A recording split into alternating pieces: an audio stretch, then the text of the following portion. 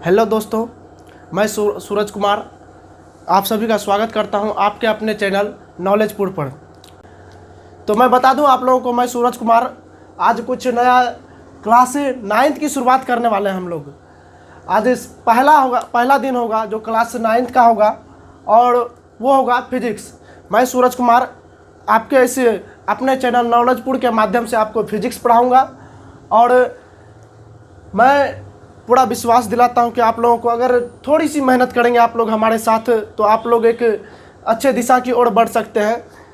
तो आज हम लोग ज़्यादा समय ना लेते हुए पहला क्लास सिलेबस की ओर चलते हैं।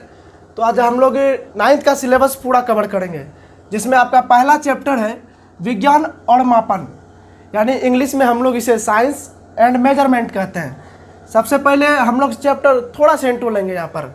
आज पहला चैप्टर है आपका विज्ञान और मापन, यानी साइंस एंड मेजरमेंट। साइंस होता क्या है, सबसे पहले चैप्टर जो है हम उन्हें जानेंगे। साइंस क्या होता है? साइंस दोस्तों कहा जाता है कि दुनिया में जो जितने भी चीज़ के प्रकार के ज्ञान है उनमें जो थोड़ी सी विशेष ज्ञान है या फिर हम लोग जो कुछ अलग प्रयोग करते हैं उसी प्रयोग का क्रमबद्ध तरीके से प्राप्त ज्ञान को हम लोग विज्ञान कहते हैं। दूसरी भाषा में कह सकते हैं हम लोग विशेष ज्ञान को विज्ञान कहते हैं। ठीक है, इसके बारे में हम लोग पूरा गहन अध्ययन करेंगे इस चैप्टर में। और दूसरा बात है इसमें मापन, मेजरमेंट।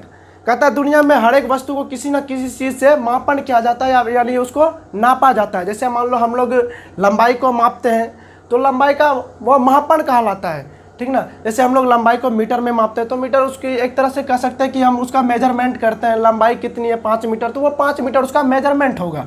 ठीक है, अब हम लोग आते हैं इस चैप्टर में। इस चैप्टर में किन किन टॉपिकों को पढ़ना है, तो इसमें सबसे पहला टॉपिक आता है मापन, मेजरमेंट।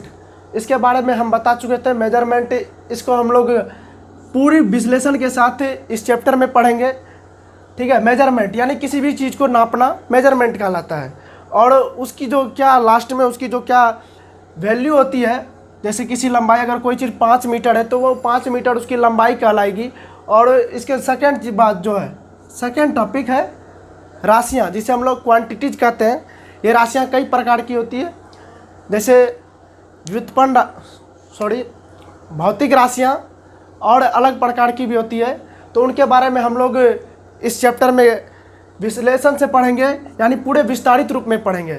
थर्ड है मात्रक। अब इसके बारे में हम लोग थोड़ा सा इंट्रो जानेंगे। मात्रक क्या होता है? कहता है किसी भी चीज़ को मापने के लिए हम लोग जो दंडाड़ी का आदि यूज करते हैं वो तो हम लोग यूज करते हैं, लेकिन उसे एक यूनिट दिया जाता है किस चीज़ में मापे। जैसे हम लोग लंबाई को मीटर में मापते हैं, उसके बाद किसी भी चीज़ के द्रव्यमान को केजी में मापते हैं, तो वो सब चीज़ आते हैं मात्रक में। द्रव्यमान में जो केजी है वो द्रव्यमान का मात्रक कहलाता है। उसके बाद आता है मात्रकों की पद्धति। ये जो मात्रक है पूरे वर्ल्ड में अलग अलग प्रकार की चलती है। जैसे आप ऐसे तो पूरे वर्ल्ड में अभी MKS पद्धति चल रही है, यानी मीटर किलोग्राम सेकंड पद्धति। और ये पद्धतियाँ कई प्रकार की होती है। FPS पद्धति होती है, फुट पाउंड सेकंड पद्धति। इसके बारे में जितने भी प्रकार की पद्धतियाँ हैं इनके बारे में हम इस चैप्टर में विस्तारित रूप में पढ़ेंगे। होता क्या था कि पहले ज़माने में राजा महाराजा हुआ करते थे, उनके हिसाब से अपने अपने देश में अलग प्रकार की पद्धतियाँ थी। वो मान लो किसी राज्य का बटखड़े इतना बड़ा होता था तौलने की, किसी राज्य का छोटा होता था। तो उन चीज़ों को यानी कि सभी राज्यों में एक जैसा हो, उनके लिए क्या हुआ कि एक विश्व सम्मेलन किया गया। उसी सम्मेलन में फिर एक ऐसा यूनिट लाया गया, एक सिस्टम के तहत ऐसा यूनिट लाया गया कि अगर मान लीजिए इंडिया में कोई वस्तु 1 केजी की होती है तो पूरे वर्ल्ड में भी क्या होना चाहिए, वो वस्तु 1 केजी की होनी चाहिए। तो उस चीज़ों को लाने के लिए एक सिस्टम बनाया गया यूनिट का, जिसे हम लोग सिस्टम ऑफ यूनिट कहते हैं। मात्रकों की पद्धतियाँ, इसके बारे में भी हम लोग पूरी गहन अध्ययन से पढ़ेंगे। ये हमें एक ही बार में प्राप्त नहीं हुआ था, ये सिस्टम ऑफ यूनिट हम लोग एक ही बार में प्राप्त नहीं किए थे। इसके लिए कई बार पूरे विश्व को एक सम्मेलन में बुलाया गया, बैठाया गया, बार बार बड़े बड़े साइंटिस्टों के द्वारा इस चीज़ को जो है संशोधन किया गया। फिर अंततः हमें एक MKS पद्धति मिली, मीटर किलोग्राम सेकंड पद्धति। इसके बारे में भी हम लोग पढ़ेंगे। और जब इसका अब लास्ट टॉपिक बचती है वह न्यूमेरिकल एंड क्वेश्चन आंसर।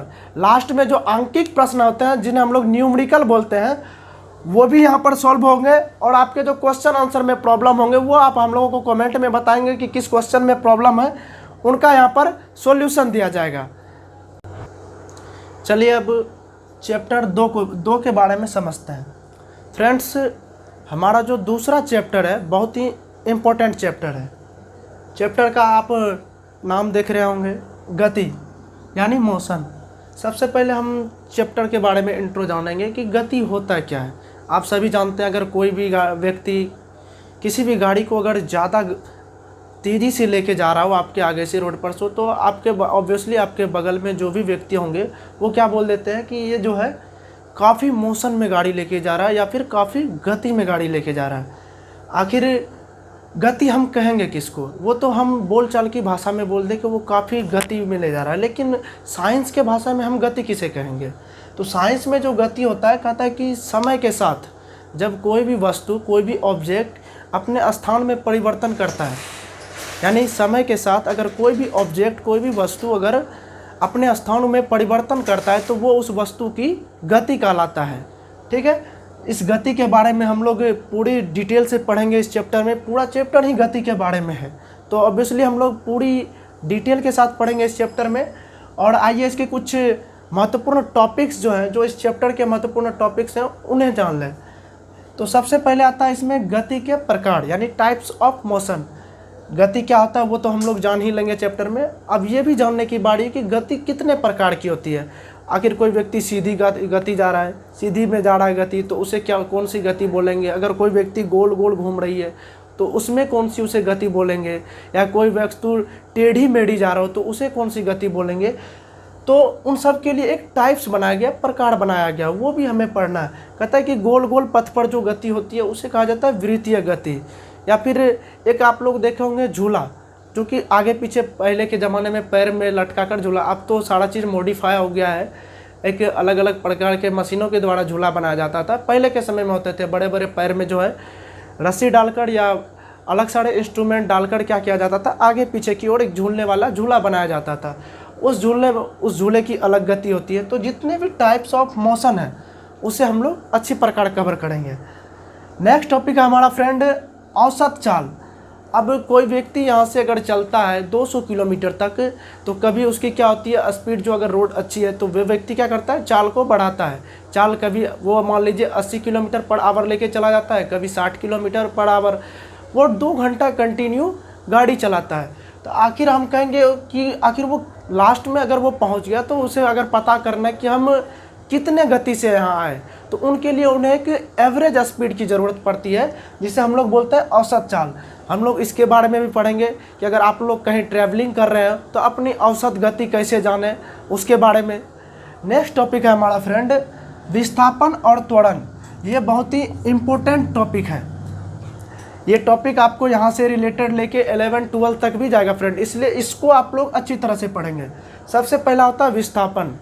विस्थापन में दूरी की आवश्यकता होती है, हालांकि दूरी भी इसमें पढ़नी है तो हम लोग समझेंगे थोड़ा सा दूरी, हालांकि ये रिलेटेड है दूरी से ही, लेकिन दूरी से थोड़ा हटके।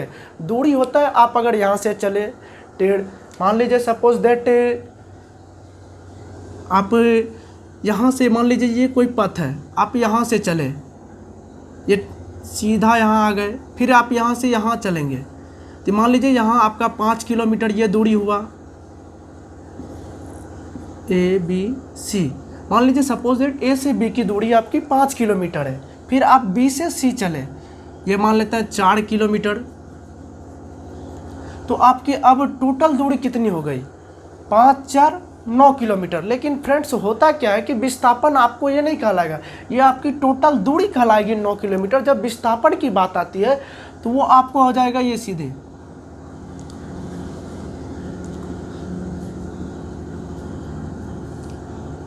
ए से जो डायरेक्ट सी की पॉइंट की दूरी होगी वो आपका कहलाएगा विस्थापन। अब इसे थोड़ा और डिटेल में समझते हैं। कहता है कि दूरी जो है, दूरी की कोई दिशा नहीं होती है। मान लीजिए आप अभी ए से बी, अगर मान लीजिए इधर नीचे की ओर मैप में कहा जाए तो दक्षिण होती है। अगर आप ए से बी की ओर दक्षिण की ओर 5 किलोमीटर आए तो फर्स्ट का तो दिशा आपको पता है कि दक्षिण की ओर हम 5 किलोमीटर है। सेकेंड आप क्या हो गए कि अब दूसरी दिशा में आप चले गए, बी से सी की दिशा में 4 किलोमीटर है, तो आपकी दिशा तो बीच में ट्रेवल हो गई, डिस्टर्ब हो गई, क्योंकि आपने दिशा को 2 बार बदल दिए। आप कहाँ गए, निश्चित दिशा का इसमें पता नहीं रहा। लेकिन विस्थापन में क्या होता है फ्रेंड्स कि एक दूरी तो निश्चित होती है लेकिन एक निश्चित दिशा होती है। अब ए से सी की ओर एक सीधी रेखा है तो वो एक ऑब्वियसली सी बात है कि वो एक निश्चित दिशा में जा रही है, तो यही थोड़ी सी अंतर हो जाती है, दूरी से थोड़ा हटके हो जाती है विस्थापन। हालांकि ये दोनों एक ही है, दूरी और विस्थापन, लेकिन थोड़ा सा अलग हो जाती है। अब आता है फ्रेंड्स नेक्स्ट टॉपिक की ओर में। नेक्स्ट टॉपिक भी आपका काफ़ी इम्पोर्टेंट है, वेग और चाल, वेलोसिटी एंड स्पीड। आप कहेंगे कि दोनों तो सुनने में एक ही जैसा लग रहा है, वेग और चाल, दोनों में क्या अंतर है? तो इसके बारे में फ्रेंड्स हम लोग चैप्टर में डिटेल से पढ़ेंगे। हालांकि दोनों सुनने में थोड़ा सा सेम सिमिलर लग रहा है, लगता है कि एक ही है।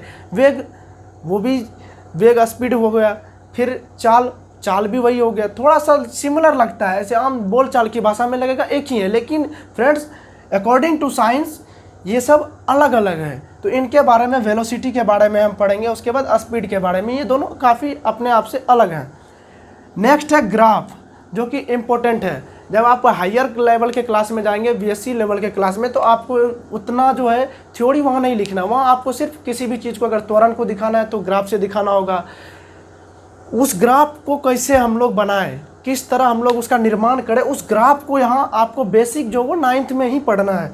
तो उस ग्राफ के बारे में इस चैप्टर में पहला जो आपका ग्राफ होगा वो होगा दूरी समय ग्राफ, फिर होगा चाल समय का ग्राफ, फिर होगा वेग समय का ग्राफ। इसी तरह से आपको इसमें कई ढेर सारे ग्राफ दिए हैं, उनके बारे में समझना है। और लास्ट जो है हम लोग का वो होगा न्यूमेरिकल एंड क्वेश्चन आंसर। अब फ्रेंड्स चलते हैं चैप्टर नंबर 3 की ओर। 3rd चैप्टर है बल तथा गति के नियम। इसमें हम लोग पढ़ेंगे फोर्स के बारे में, गति के बारे में, और उनके जो भी नियम है, उनके जितने भी लॉज है, यानी जितने भी साइंटिस्ट फिजिक्स में आए लॉ दिए, उनके बारे में हम लोग को पढ़ना है।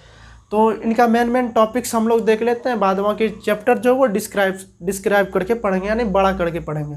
तो पहला है इसमें गुरुत्वाकर्षण बल, ग्रेविटेशनल फोर्स, जिसके बारे में हम लोग बात करते हैं कि अगर हम लोग किसी भी चीज़ को, किसी भी वस्तु को ऊपर में फेंकते हैं या किसी भी ऑब्जेक्ट को, वो नीचे ही क्यों आ जाता है, तो वो होता है इसी फोर्स के बारे में हम लोग इसके बारे में चैप्टर में डिटेल से पढ़ेंगे।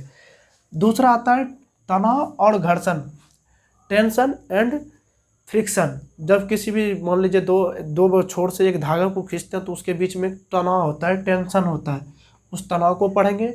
और दूसरा है घर्षण यानी फ्रिक्शन, जब किसी भी वस्तु के सतह पर दूसरे वस्तु को रखा जाता है, या फिर किसी एक वस्तु पे अगर मान लीजिए इसको रख के यहाँ से इसको घर्षण करेंगे, ये यहाँ से इसको खींचेंगे, तो इसके बीच में थोड़ा सा फ्रिक्शन लगता है। या हम लोग जैसे मान लीजिए पृथ्वी पे चलते हैं तो पैर के द्वारा पृथ्वी में एक फ्रिक्शन होता है, तो उस घर्षण के बारे में पढ़ेंगे। उसके बाद है जड़त्व का नियम, ठीक है, इसके बारे में लॉ ऑफ इनर्शिया, इसके बारे में पढ़ेंगे। नेक्स्ट टॉपिक है न्यूटन का नियम। न्यूटन जो कि फिजिक्स के बहुत बड़े साइंटिस्ट थे, इनके नियम है, इसी चैप्टर में उनके बारे में पढ़ना है। नेक्स्ट है गैलीलियो का नियम, इनके बारे में, ये भी गैलीलियो साहब भी एक बहुत बड़े साइंटिस्ट थे, इन्होंने भी अपना फिजिक्स में एक लॉ दिया, उनके बारे में पढ़ना है। और लास्ट जो बचा है वो है न्यूमेरिकल एंड क्वेश्चन आंसर, तो हम लोग लास्ट में ये कवर कर लेंगे। तो चलिए फ्रेंड्स अब चलते हैं चैप्टर नंबर 4 की ओर। चैप्टर नंबर 4 जो है वो है गुरुत्वाकर्षण। कहा जाता है ये एक प्रकार का बल है जो पृथ्वी के केंद्र से पृथ्वी पर रहने वाले जितने भी ऑब्जेक्ट हैं, चाहे वो सजीव हो या निर्जीव, उन सभी पे लगता है ये गुरुत्वाकर्षण बल, ठीक है। इसके बारे में हम लोग चैप्टर में गहन अध्ययन करेंगे। फिलहाल इस चैप्टर में जो सब मेन टॉपिक्स हैं, जो मुख्य टॉपिक्स हैं, उनके बारे में हम लोग अभी जान लेंगे कि इन चैप्टर्स में हम लोग को क्या पढ़ना है। सबसे पहला आता है गैलीलियो और न्यूटन के द्वारा दिए गए सिद्धांत। कहता है कि गुरुत्वाकर्षण के बारे में गैलीलियो साहब जो एक बहुत बड़े साइंटिस्ट थे, दूसरे न्यूटन साहब, इन दोनों ने जो अपना सिद्धांत दिया था, इनके बारे में जो अपना कथन दिए थे, अपना स्टेटमेंट दिए थे, उनके बारे में पढ़ना है। और सेकेंड टॉपिक है फ्रेंड्स दो वस्तुओं के बीच गुरुत्वाकर्षण बल, यानी ग्रेविटी बिटवीन टू ऑब्जेक्ट्स, यानी दो वस्तुओं के बीच गुरुत्वाकर्षण बल कैसे लगता है। तो ये हम लोग पढ़ेंगे इस चैप्टर में, दो वस्तुओं के बीच कैसे गुरुत्वाकर्षण बल कार्य करता है, कैसे लगता है। तीसरा है फ्रेंड्स द्रव्यमान और भार, ये दोनों अलग अलग डिफरेंट हैं, तो इनके बारे में भी पढ़ेंगे, द्रव्यमान और भार के बारे में। नेक्स्ट टॉपिक है फ्रेंड्स दाब और उत्प्लावकता, दाब आप लोग जानते हैं प्रेशर, और इसी से रिलेटेड है उत्प्लावकता। ये होता है फ्रेंड्स जब आप ऊंचाई पर से किसी भी पानी में जंप लगाते हैं, तो आप जब जंप लगाते हैं तो कुछ पानी नीचे से ऊपर की ओर आती है, तो वो जो बल लगता है नीचे से ऊपर की ओर पानी में, तो उस बल को कहा जाता है उत्प्लावकता। उसमें जो एक प्रकार की उत्प्लावकता बल लगती है जिसके कारण वो पानी जो है ऊपर की ओर आती है। नेक्स्ट है टॉपिक आर्किमिडीज का सिद्धांत, यानी आर्किमिडीज के द्वारा जो स्टेटमेंट दिए गए थे, सिद्धांत दिए गए थे, उनको पढ़ना है। और इसका लास्ट टॉपिक है घनत्व, डेंसिटी। मान लीजिए कोई भी सॉल्यूशन है वो कितना, कोई भी मान लीजिए पानी है, उसकी डेंसिटी क्या है, वो कितना गाढ़ा है। उसके बाद कोई चीज़ गाढ़ा घोल, मान लीजिए कि आप लोग दही खाते हैं तो उसकी डेंसिटी अलग होती है, उसमें जो गाढ़ापन है वो अलग, वो गाढ़ापन जो होती है उसमें मोलों की संख्या कि जितनी अधिक होगी उसकी डेंसिटी उतनी ही अधिक होगी। तो उस घनत्व के बारे में पढ़ना है, डेंसिटी। कहा जाता है कि ठोस पदार्थ की डेंसिटी सबसे अधिक होती है, क्योंकि ठोस पदार्थ में मोलों की संख्या क्या होती है, सबसे अधिक होती है। और लास्ट टॉपिक है friends numerical and question answer. जब ये सारे टॉपिक्स हम लोग पढ़ लेंगे तो लास्ट में क्वेश्चन आंसर एंड न्यूमेरिकल को भी पढ़ लेंगे। तो अब फ्रेंड्स जानेंगे हम अगले चैप्टर के बारे में। अगला चैप्टर है चैप्टर नंबर 5, कार्य, ऊर्जा और शक्ति। इंग्लिश में अगर हम इसे कहें तो work, energy and power. Work क्या होता है, काम क्या होता है, किस तरह किस चीज़ को करेंगे तो वो वर्क कहलाएगा, अन्यथा नहीं करेंगे तो वो वर्क नहीं कहलाएगा, उसके बारे में पढ़ेंगे। उसके बाद है ऊर्जा, एनर्जी, एनर्जी के बारे में हम लोग पढ़ेंगे। नेक्स्ट है शक्ति यानी पावर के बारे में। आप लोग सुने होंगे कभी कभी किसी जगह पे कहा जाता है 1 पावर यानी 1 हॉर्स का पावर, 2 हॉर्स का पावर। वो पावर्स क्या होते हैं उनके बारे में हम लोग पढ़ना है, यानी कितना अगर पावर लगाया जाएगा तो 1 हॉर्स पावर कहलाएगा या 2 हॉर्स पावर कहलाएगा, उन पावर्स के बारे में पढ़ना है। तो इनके जो टॉपिक्स हैं वो मेन टॉपिक्स 3 हैं। पहला है ऊर्जा के प्रकार, यानी इंग्लिश में इसे हम लोग टाइप्स ऑफ एनर्जी कह सकते हैं, वो पढ़ना है। नेक्स्ट है ऊर्जा संरक्षण के सिद्धांत। कहा जाता है कि एनर्जी जो है वो कभी वेस्ट नहीं होती है, एक जगह से दूसरे जगह चली जाती है। अगर मान लीजिए अभी हम बोल रहे हैं, हमारे अंदर की जो एनर्जी है वो एनर्जी किस में बदल रही है, ध्वनि के रूप में, वो ध्वनि के रूप में वो एनर्जी बदल रहा है। तो कहा जाता है कि ऊर्जा कभी वेस्ट नहीं होता है, तो उसका जो संरक्षण का सिद्धांत है उन नियमों को इनमें पढ़ना है। एंड लास्ट टॉपिक है पावर, शक्ति के बारे में। तो ये चैप्टर, इस चैप्टर में मात्र चैप्टर नंबर 5 में मात्र यही 3 टॉपिक इंपॉर्टेंट्स थे, और इनके बाद लास्ट हम लोग न्यूमेरिकल्स एंड क्वेश्चन आंसर्स को डील करेंगे। Next topic and last topic है फ्रेंड्स ध्वनि, साउंड। ये भी बहुत इंपॉर्टेंट चैप्टर है, ये आपका लास्ट चैप्टर है। इस चैप्टर का जो मेन पॉइंट्स है, पहला आता है ध्वनि तरंग, साउंड वेव क्या होता है। मान लीजिए कभी भी अगर ध्वनि निकलती है तो उस जगह क्या होता है, पहले वेव आता है, कंपन। तब फिर अगर मान लीजिए अभी सपोज दैट हम इस बोर्ड पे मारते हैं तो थोड़ी देर के लिए इस बोर्ड के अंदर एक वेव होता है, यानी कंपन, वाइब्रेशन होती है, एक कंपन उत्पन्न होता है, वो वेव के कारण होता है। उस वेव को पढ़ेंगे, साउंड वेव को पढ़ना है। फिर है ध्वनि का परावर्तन। कहा जाता है कि जब आप किसी बंद कमरे में जोर से बोलते हैं तो क्या होता है, आवाज़ टकरा के आपके पास ही आ जाती है, उसी को हम लोग बोलते हैं ध्वनि का परावर्तन, रिफ्लेक्शन ऑफ लाइट। कहा जाता है जब ध्वनि पूर्ण रूप से परावर्तन हो जाती है, रिफ्लेक्ट हो जाती है और लास्ट में हमारे कानों को सुनाई देती है, तो वैसे आवाज़ को बोला जाता है इको साउंड। यानी जब रिफ्लेक्ट होकर लाइट हमारे कानों तक आती है तो वैसे साउंड को क्या बोलते हैं, सॉरी यहाँ लाइट हो गया, यहाँ साउंड होना था क्योंकि हम लोग ध्वनि का परावर्तन पढ़ रहे हैं, थोड़ी सी मिस्टेक हो गई थी। तो जब कहा जाता है कि साउंड रिफ्लेक्ट होकर हमारे पास आते तो लास्ट में हम लोग उसे, जब हम लोग सुन लेते हैं उसे बोला जाता है इको साउंड, थोड़ी सी उसमें कंपन रहती है उस ध्वनि में। लास्ट है सोनार। सोनार ये वो सोनार नहीं है जो हम लोग जेवर गहने बनाने के लिए यूज करते हैं, ये एक विशेष प्रकार की मशीन होती है, ये बड़े बड़े पनडुब्बियों जहाज़ों में लगाई जाती है। इसके तहत समुद्री जीवों या फिर अंदर में छुपे किसी भी प्रकार की खास मशीनों का पता लगाती है। ये क्या करती है, एक अपने खास वेव को छोड़ती है और उस वेव को, साउंड वेव को छोड़ती है, और उस वेव को लौटने में जो समय लगता है उसके अनुसार पता करता है कि अंदर में कितने बड़े जीव हैं।